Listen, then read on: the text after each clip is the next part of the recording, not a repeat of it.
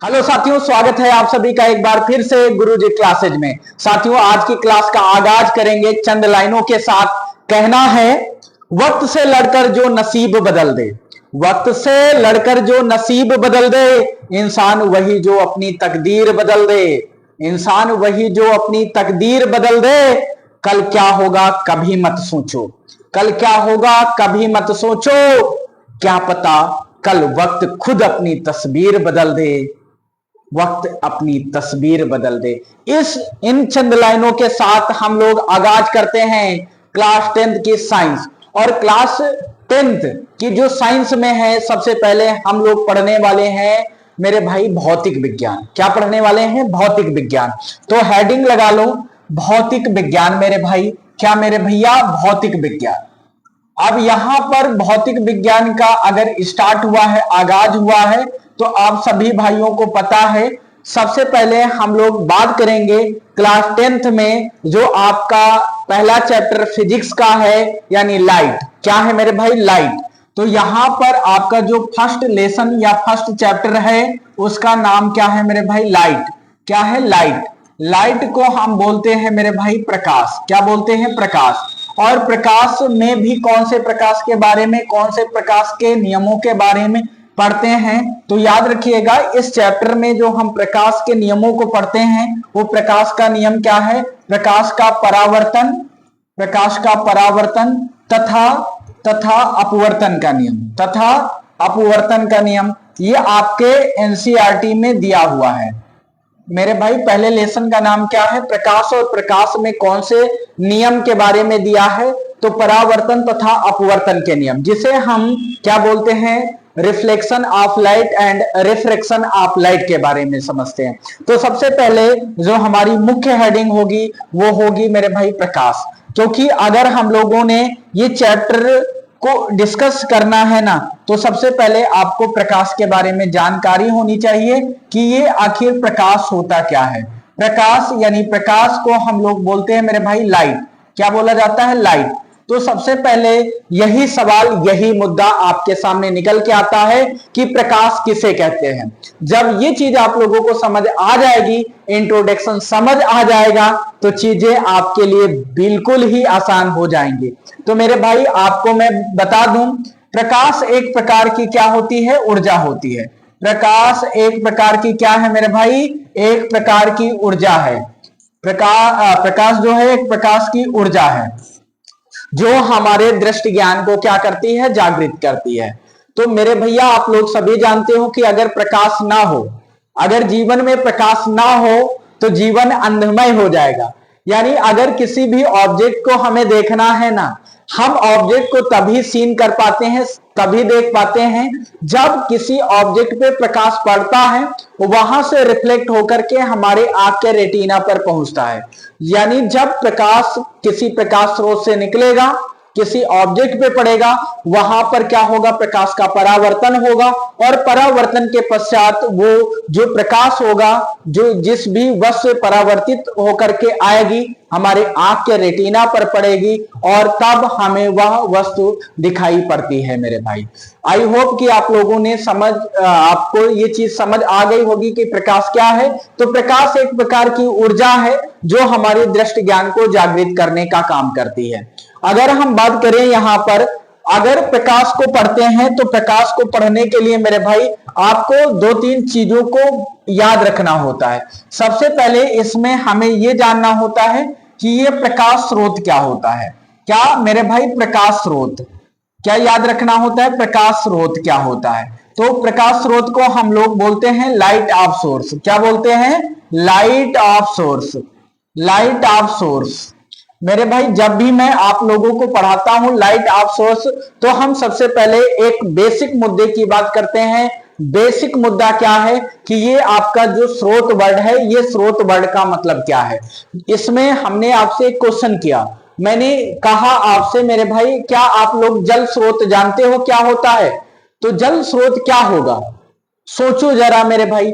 तो आप सभी कहेंगे गुरुजी इसमें कोई शक वाली बात नहीं है, जहां से हमें जल की प्राप्ति होगी, जिन वस्तुओं से या जिन जगहों से हमें जल की प्राप्ति होगी, वो जगह, वह ऑब्जेक्ट आपका क्या होगा? जल का स्रोत होगा। हम कहेंगे एग्जाम्पल बता दो मेरे भाई, तो आप सभी कहेंगे इसका एग्जाम्पल जैसे तालाब हो गया, हैंडपंप हो गया, ये सभी नलकूप हो गया, तो ये सभी ऑब्जेक्ट आपके क्या होते हैं मेरे भाई, तो ये जल के स्रोत होते हैं। वैसे ही हमने आपसे पूछ लिया कि मेरे भाई आप बता दो ना कि ये प्रकाश स्रोत क्या होता है, तो आप सभी समझदार और अच्छे व्यक्ति हो, तो आप बता दोगे हमें कि अब गुरुजी इसमें कोई शक ही ना रहा, हम लोग जानते हैं कि जिन वस्तुओं से या जिन जगहों से हमें प्रकाश की प्राप्ति होगी वो क्या होगा मेरे भाई, प्रकाश स्रोत होगा। क्या होगा, प्रकाश स्रोत होगा। यानी जिन वस्तुओं से हमें प्रकाश की प्राप्ति होती है वह वस्तु क्या कहलाता है, प्रकाश स्रोत कहलाता है। यानी हम कह सकते हैं जिन वस्तुओं से प्रकाश की प्राप्ति हो, प्रकाश की क्या हो मेरे भाई, प्राप्ति हो, वो वस्तु क्या कहलाता है, प्रकाश स्रोत कहलाता है। हम कहेंगे एग्जाम्पल बता दूं मेरे भाई, तो आप कहेंगे जो मोमबत्ती होता है, मोमबत्ती वो क्या होगा मेरे भाई, तो ये क्या होगा, मोमबत्ती को इंग्लिश में कैंडल बोलते हैं। क्या बोलते हैं, कैंडल। तो कैंडल किसका स्रोत हो जाएगा, प्रकाश स्रोत हो जाएगा। मैंने कहा मेरे भाई और बता दूं, जैसे घरों में पहले दीपक का इस्तेमाल करते थे, दीपक, तो दीपक भी किसका एग्जाम्पल बनेगा, प्रकाश स्रोत का बनेगा।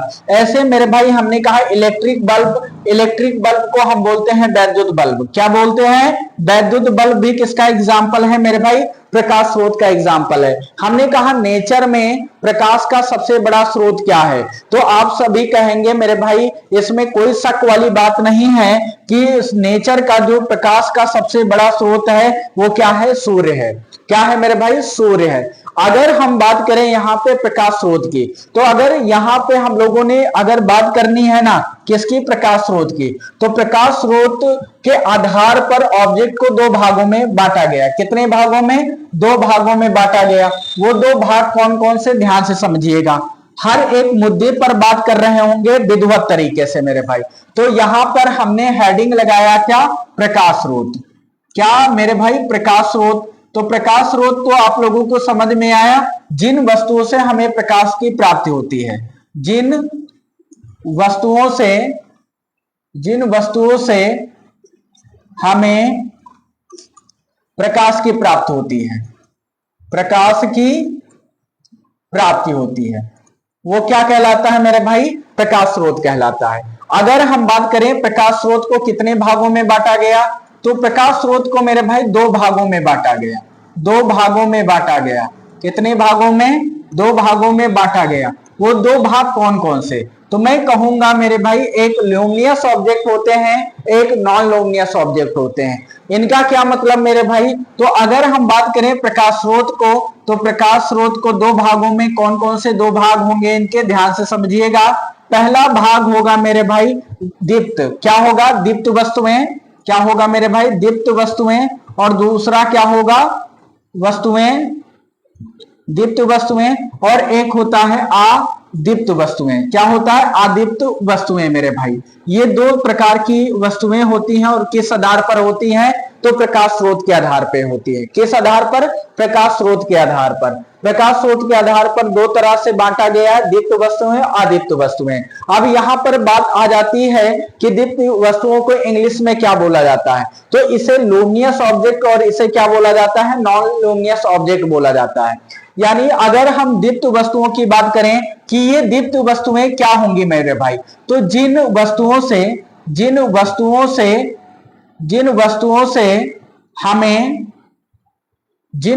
से हमें स्वतः प्रकाश मिलता हो, यानी स्वतः प्रकाश मिलता हो।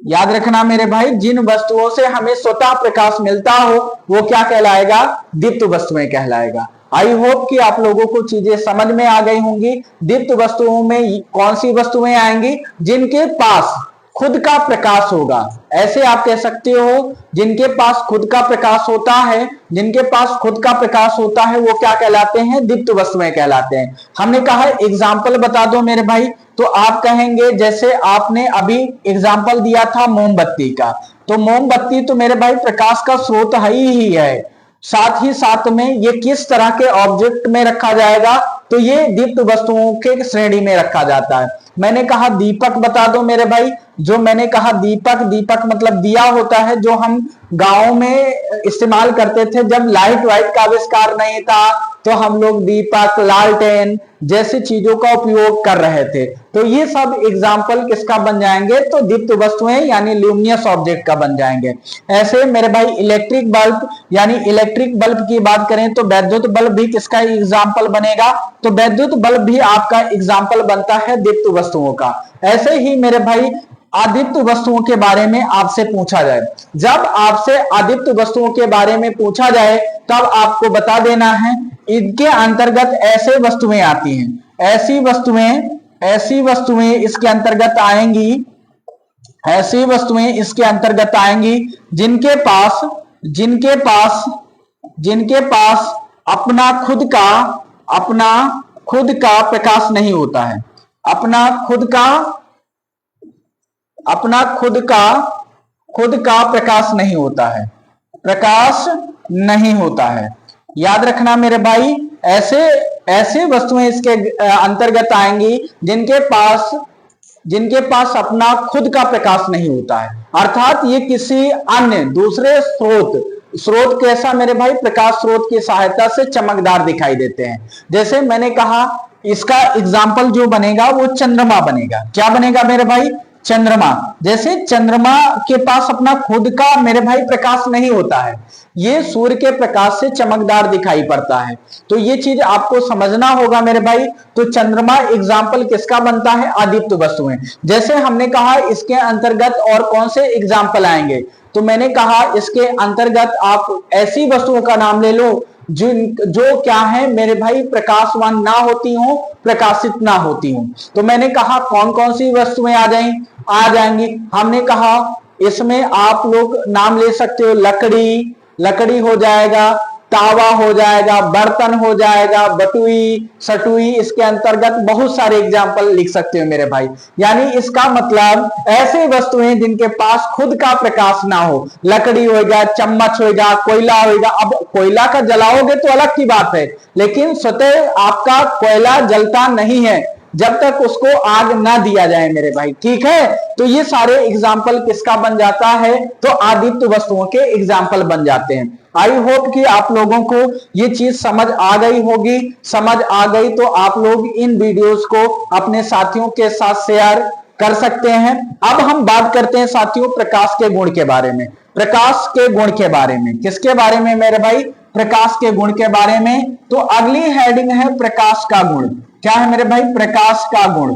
तो ये प्रकाश का गुण क्या है, प्रकाश के गुण को इंग्लिश में कहते हैं प्रॉपर्टीज ऑफ लाइट। क्या बोलते हैं, प्रॉपर्टीज ऑफ लाइट। क्या बोला जाता है, प्रॉपर्टीज ऑफ लाइट। तो मेरे भाई यहां पर आपको क्या समझना है, तो प्रॉपर्टीज ऑफ लाइट की अगर हम बात करें तो पहली प्रॉपर्टी में आप लोगों को पढ़ना है। तो आप लोगों ने देखा होगा मेरे भाई टार्च का इस्तेमाल सभी भाइयों ने किया होगा और आप लोग टार्च के बारे में जानते भी होंगे। जैसे अपने पास टार्च है, जब हम टार्च को ऑन करते हैं तो उससे लाइट रेज निकलती हैं। तो आपने देखा होगा जो लाइट रेज निकलती हैं वो स्ट्रेट लाइन में ट्रेवल करने का काम करती है, यानी प्रकाश जो होता है वो सीधी रेखाओं में चलने का काम करता है।